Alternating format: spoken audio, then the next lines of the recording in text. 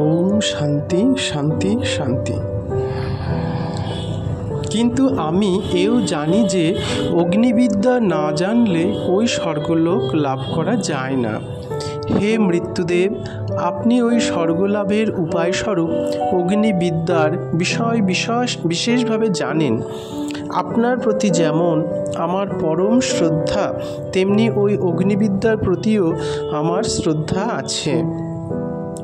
আর যেহেতু শ্রদ্ধাবান তত্ত্বলাভের অধিকারী, সেই হেতু আপনি কৃপা করে আমাকে সেই অগ্নিবিদ্যার তত্ত্ব উপদেশ করুন, যা জানলে মানুষ স্বর্গলাভের অধিকার লাভ করে এবং স্বর্গে বসবাসকারীদের মতো অমৃতত্ব এবং দেবত্ব উভয়ই লাভ করতে সমর্থ হয়।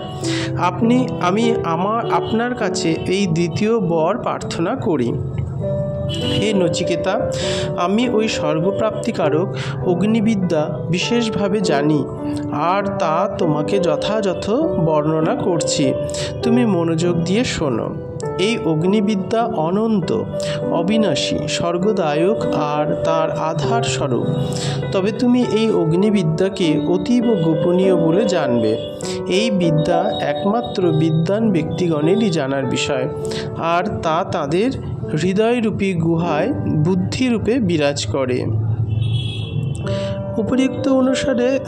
উপরিউক্ত প্রকারে অগ্নিবিদ্যার মহত্ব এবং গোপনীয়তা বর্ণনা করার পর যমরাজ স্বর্গপ্রাপ্তির কারণরূপা অগ্নিবিদ্যার রহস্য তাকে বুঝিয়ে বললেন। ওই যজ্ঞের অগ্নিকুণ্ড কিভাবে নির্মাণ করতে হবে, কত সংখ্যক এবং কীরূপ আকারের ইট প্রয়োজন, কিভাবে অগ্নি চয়ন করতে হবে, সমস্তই সঠিকভাবে বুঝিয়ে দিলেন। তারপর নচিকেতার বুদ্ধি, স্মরণশক্তি, বিদ্যার্জনের যোগ্যতা পরীক্ষা করবার জন্য যমরাজ তাকে জিজ্ঞেস করলেন, তুমি এ বিষয়ে আমার মুখে যা শুনলে এবং নিজে যা বুঝলে, আমাকে সেগুলি পুনরায় আনুপূর্বিক শোনাও। তীক্ষ্ণধী নচিকেতা যমরাজের মুখ থেকে অগ্নিবিদ্যার তত্ত্ব এবং রহস্য, কুণ্ড নির্মাণের প্রণালী এবং অগ্নি চয়নবিধি মনোযোগ দিয়ে শুনে এবং নিজে যেমনটি বুঝেছিলেন তা হুবহু যমরাজকে আবৃত্তি করে শুনিয়ে দিলেন।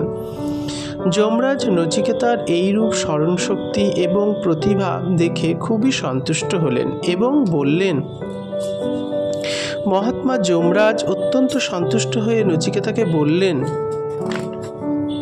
তোমার অতুলনীয় যোগ্যতা দেখে আমি মুগ্ধ।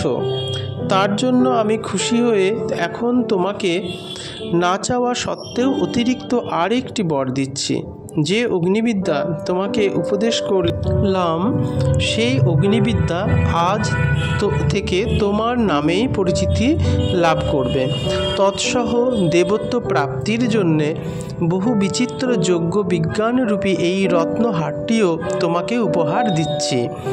এটিও তুমি গ্রহণ করো। 3 বার এই অগ্নির চয়ন এবং যজ্ঞের অনুষ্ঠানকারী পুরুষ 3 বেদের তত্ত্ব হৃদয়ঙ্গম করে নিষ্কামভাবে যজ্ঞ, দান, তপস্যারূপ 3 কর্মের অনুষ্ঠান করেন এবং ইহজগতে জন্ম মৃত্যুর হাত থেকে চিরকালের জন্য নিস্তার লাভ করেন।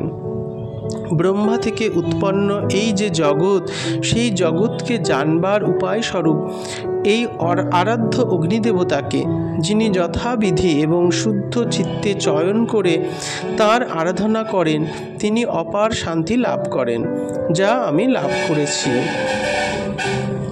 কিরূপ আকারের, কেমন এবং কতগুলি ইটের প্রয়োজন এবং কিভাবে এই অগ্নি চয়ন করতে হয়, এই সমস্ত কিছু নিশ্চিত জেনে যে কোনো জ্ঞানী ব্যক্তি নিষ্কামভাবে যদি এই নাচিকেত অগ্নির বিধিপূর্বক 3 বার অনুষ্ঠান করেন, তিনি জীবিতাবস্থাতেই মৃত্যুকে জয় করে শোক তাপ শূন্য হয়ে স্বর্গলোকের উপভোগ্য সমস্ত আনন্দ লাভ করতে সমর্থ হন।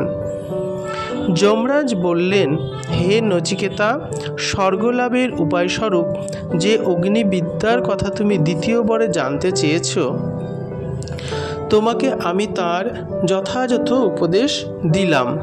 এখন থেকে এই অগ্নি তোমারই নামে পরিচিত হবে।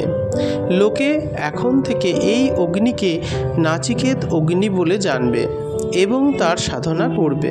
এবার তুমি তৃতীয় বর প্রার্থনা করো। ইহলোকের কল্যাণের জন্য পিতার সন্তুষ্টি বিধানের বর এবং পরলোকের জন্য স্বর্গদায়ক অগ্নিবিদ্যার সাধন প্রণালীর যথাযথ জ্ঞান লাভের বর লাভ করে এখন নচিকেতা আত্মার যথার্থ স্বরূপ এবং তার প্রাপ্তির উপায় জানবার জন্য যমরাজকে আত্মা সম্বন্ধে জনসাধারণের দুটি মত উল্লেখ করে এ বিষয়ে যমরাজের নিজস্ব মত কি তা বলবার জন্য অনুরোধ করছেন। নচিকেতা বললেন, ভগবান, মৃত মানুষ সম্বন্ধে এক গভীর সংশয় ইহলোকে বর্তমান। কিছু লোকের ধারণা মৃত্যুর পর আত্মার অস্তিত্ব বজায় থাকে, আবার কারো কারো ধারণা মৃত্যুর পর আত্মার অস্তিত্ব থাকে না। এ বিষয়ে আপনার কি অভিমত তা আমাকে বলুন। আমি আপনার মুখ থেকে এই রহস্য যথাযথভাবে জেনে নিতে চাই। আপনি ছাড়া এই রহস্য আর কেউ জানে না। এটি আমার তৃতীয় তথা অন্তিম বর। নচিকেতা, এই আত্মতত্ত্ব অতি সূক্ষ্ম বিষয়। এই তত্ত্ব বোঝা অতীব কঠিন। এ বিষয়ে পূর্বে দেবতাদেরও সংশয় ছিল। তারাও এ বিষয়ে বহু যুক্তিতর্ক করেছেন, কিন্তু যথার্থ বুঝতে পারেননি। অতএব তুমি অন্য বর প্রার্থনা করো। আমি তোমাকে 3টি বর দেবার প্রতিশ্রুতি দিয়েছি, সুতরাং এ বিষয়ে তোমার কাছে আমি ঋণী। তুমি এই প্রশ্নটির উত্তর পাওয়ার জন্য মহাজন যেমন ঋণী ব্যক্তিকে চাপ দেয়, সেই রকম আমাকে চাপ দিও না। এই আত্মতত্ত্ব বিষয়ক বরের প্রার্থনা ফিরিয়ে নাও।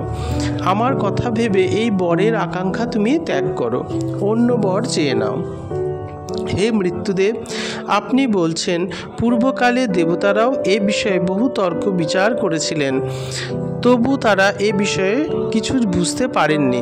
আর এই বিষয়টি অতিশয় কঠিন এবং সূক্ষ্ম। অতএব এটি নিশ্চিত যে এই তত্ত্ব অতিশয় মূল্যবান।